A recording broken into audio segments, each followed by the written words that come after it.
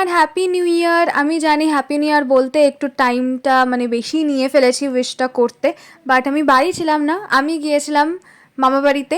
আর তোমরা যারা ক্যানিং থেকে দেখছো বা দেখে থাকো তারা জানবে যে সুন্দরবন মেলা বলে একটা মেলা হয়, ওটা সব থেকে পুরনো আশা করি ওখানকার মেলার মধ্যে।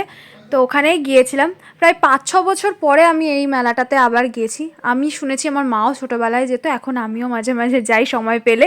ইচ্ছা তো ছিল বাড়ির প্রত্যেকটি সদস্যকে নিয়ে যাওয়ার, কিন্তু বাড়ির প্রত্যেকটি সদস্যই মানা করে দিয়েছিল, বিকজ এতটাই ঠান্ডা ছিল ওই জন্য। আর কে কে কোথা থেকে দেখছো আর তাদের ওখানে কেমন ঠান্ডা পড়েছে অবশ্যই জানিও। আর এগুলো আমার খুব পছন্দ হয়েছিল, কিন্তু দামটা এতটাই বেশি যে আমি ভাবলাম যে না, আমি এতটাও ছোট নেই এগুলো পরার জন্য, আমি জাস্ট একটু ফ্লেক্স করেই রেখে দিয়েছিলাম। তারপরে তো মেলার যাবতীয় জিনিসপত্র যা থাকে ওগুলো দেখছিলাম। আর এই ক্যারেক্টার্সগুলো বেশ ভালো ছিল, তোমরা যদি আমার ব্লগ দেখে থাকো তাহলে তোমরা জানবো যে আমি অ্যানিমের কত বড় ফ্যান। তো এই ক্যারেক্টার্সগুলো বেশ সুন্দর ছিল।